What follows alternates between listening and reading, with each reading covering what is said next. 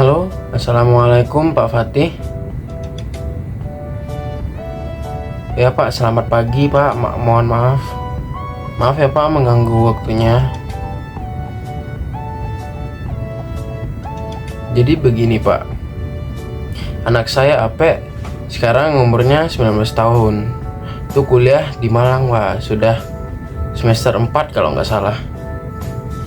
Saya sebagai orang tua dari Ape yang merawat dari Ape kecil sampai sekarang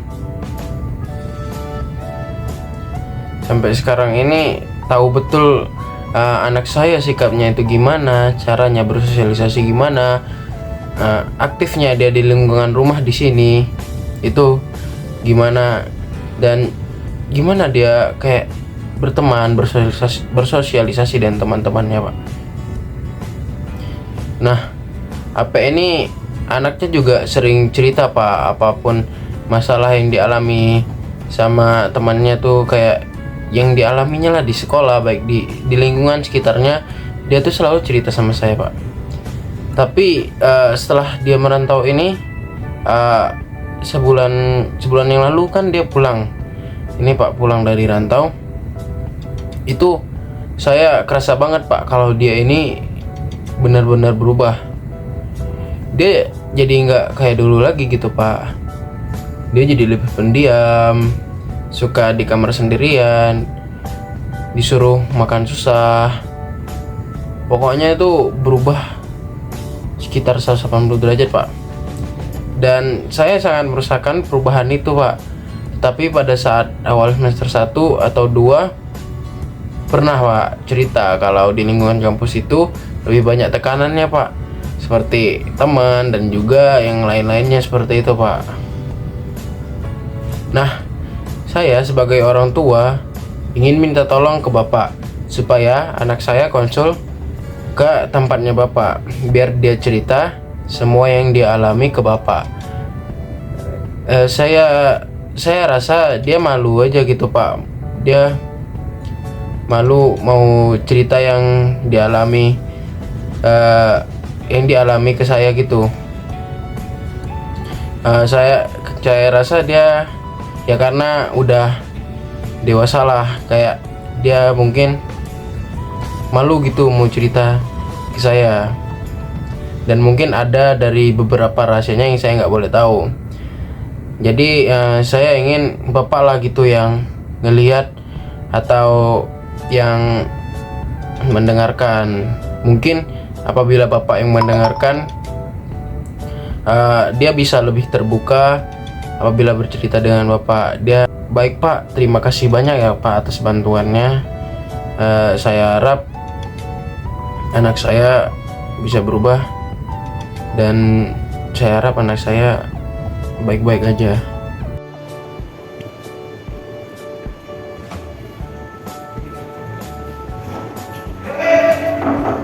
Assalamualaikum. Assalamualaikum. Waalaikumsalam. Ya, ini betul ya dengan kantornya Pak Fatih? Oh iya benar. Kamu Mas Ape ya? Iya, betul Anaknya Pak Pak. Teguh. Iya, Ya, silakan masuk.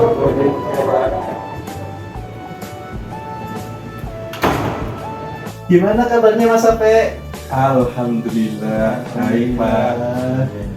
Iya. Tadi kesini diantar sama Pak Teguh apa sendiri? Sendirian saya Pak. Bapak saya kan sekarang lagi ada di Batam. Oh dinas ya? Iya, dinas di sana Oh. Pak. Kalau Mas Ape sendiri kesibukannya apa?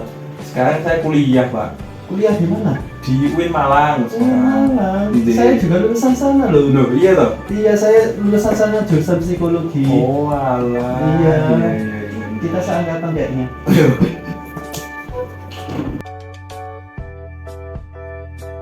Jadi gini Mas Ape, tadi kan bapaknya sampeyan itu nelpon ke saya. Beliau bilang itu kalau kamu Mas Ape itu mau ke sini butuh tempat cerita gitu. Emang ada apa sih Mas? Ada apa sih nih, cerita ke saya aja nggak apa-apa, santai aja. Jadi gini Pak, sebenarnya tuh saya tuh baik-baik aja. Cuma ada apa ya? Kayak sedikit gitu, kecil, masalah sepele. Cuma masalah sepele ini kadang bener-bener ganggu di kehidupan saya gitu Pak. Nah ini makanya saya datang ke sini buat minta saran-saran.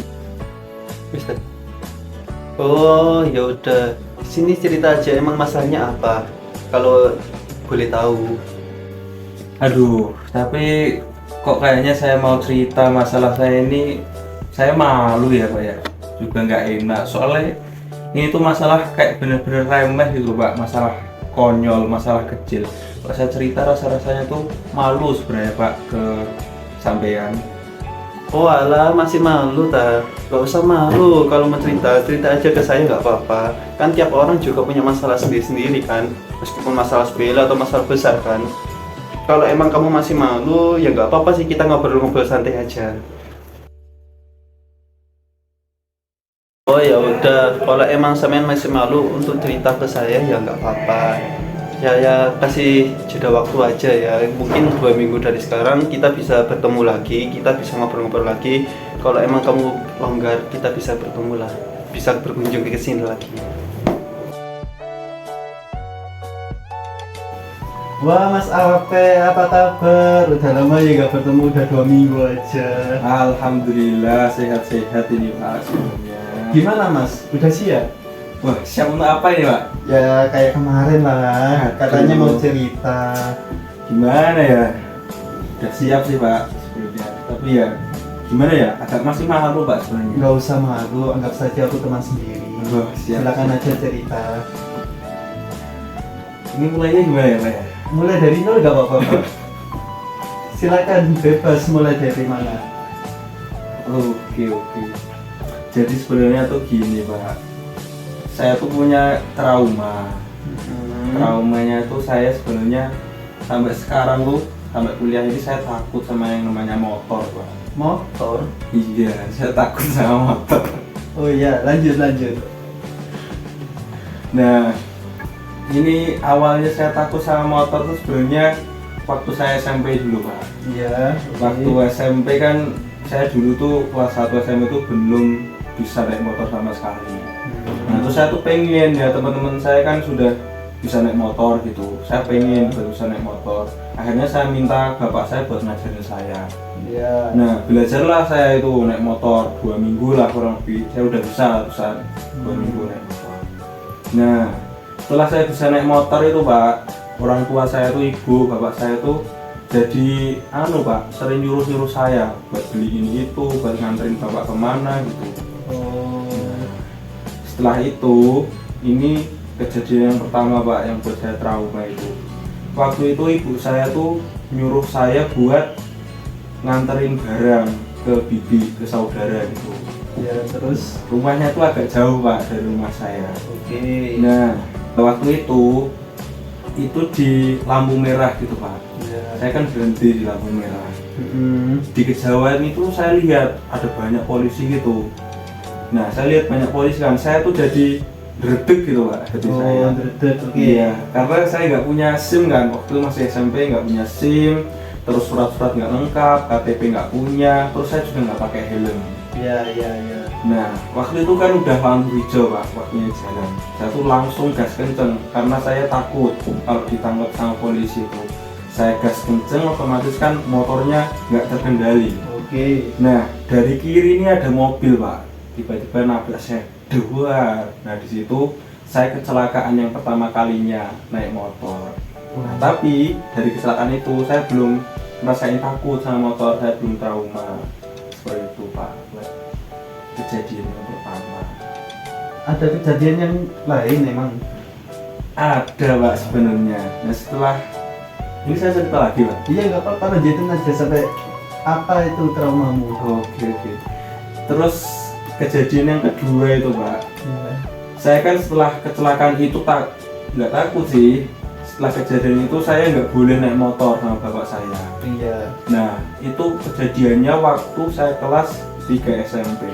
Waktu saya berangkat sekolah kan, setelah saya kecelakaan itu diantar sama kakak saya. Iya. Nah waktu itu, waktu kelas 3 SMP, saya berangkat sekolah pagi-pagi diantar sama kakak saya. Waktu hampir sampai di sekolahan, itu kayak di tikungan gitu loh Pak, itu kayak ada pasir-pasirnya gitu. Oh iya. Otomatis kan jadi licin jalannya. Nah itu pas juga ban belakang motor kakak saya itu lagi halus. Nah di situ waktu udah mau sampai sekolahan, di tikungan itu saya jatuh lagi Pak dari motor. Nah semenjak saat itu, semenjak kelas 3 SMP sampai sekarang, tiap kali saya lihat motor, mau naik motor, saya itu jadi takut. Iya. Wah, kejadiannya dulu itu. Bisa saya pahami tentang ceritamu. Jadi sekarang Mas Ope itu trauma yang sampai merasakan sekarang itu yang kayak gimana? Sekarang kan saya sudah di dunia perkuliahan ya Pak ya. Iya. Otomatis kan teman-teman pastinya kebanyakan mayoritas tuh bawa motor semua. Terus kegiatan-kegiatan dari organisasi, dari UKM gitu kan rata-rata kalau keluar pasti pakai motor. Iya. Nah berhubung sayanya takut untuk naik motor, jadi saya tuh di kuliahan jadi anak yang pasif, jadi anak yang pendiam, jarang ikut kegiatan-kegiatan. Soalnya saya bener-bener Pak takut sama yang namanya motor itu. Jadi saya kemana-mana tuh pasti jalan kaki Pak. Oh ya, sebentar ya Mas Ope, saya ambil laptop saya dulu. Iya Pak, silakan.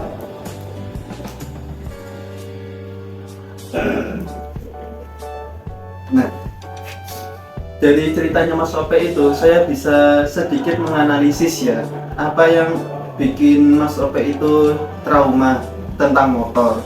Yang pertama itu Mas Ope itu sering mengalami kejadian yang tidak mengenakan. Contohnya itu seperti kejadian pertama dan kedua. Kejadian itu kan sering mengalami yang mengancam nyawanya Mas Ope gitu kan.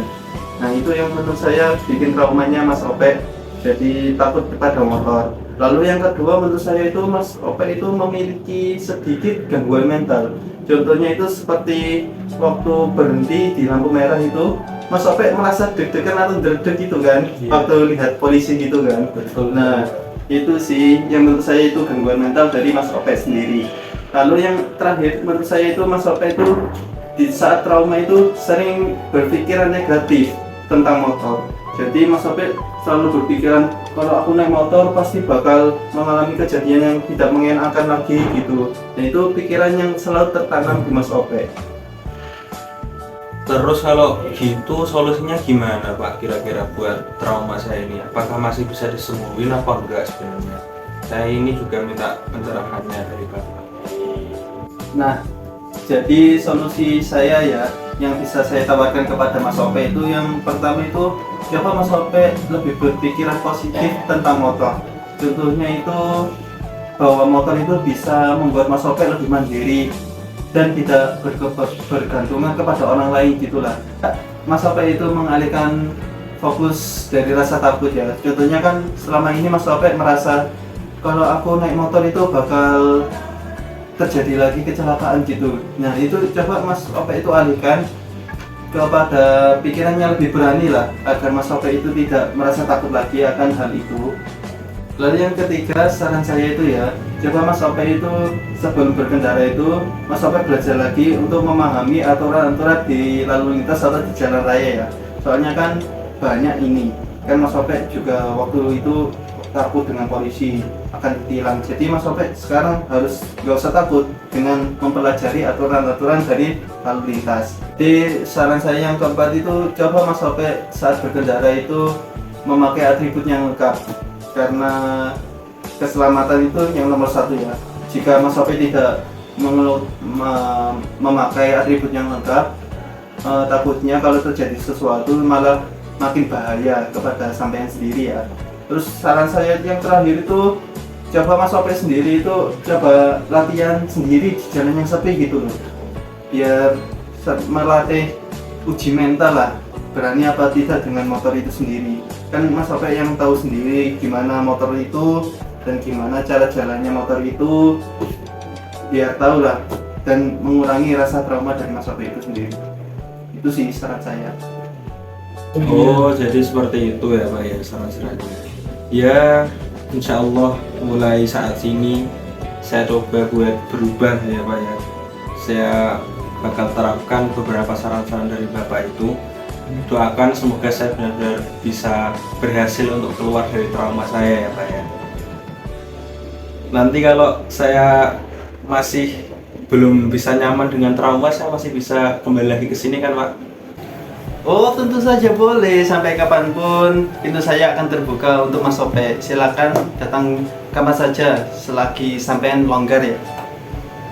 Alhamdulillah kalau begitu. Saya ini benar-benar menyampaikan rasa terima kasih ya Pak ya buat Iya. semua saran-sarannya dari Bapak. Semoga bisa saya terapkan di kehidupan saya ini. Iya, semoga aja ya Mas ya.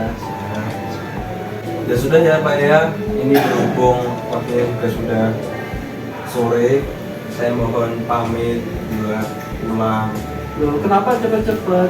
Ini kayaknya sudah nunggu Bapak Pak. Oh. Saya juga mau pulang ini sana. Oh ya udah, hati-hati ya di jalan ya. Sekali lagi saya ucapkan terima kasih yang sebesar-besarnya ya Pak. Iya, nggak apa-apa. Lain kali bisa cerita lagi. Oh siap. Iya. Oh, Pak. Nuwun Pak. Assalamualaikum.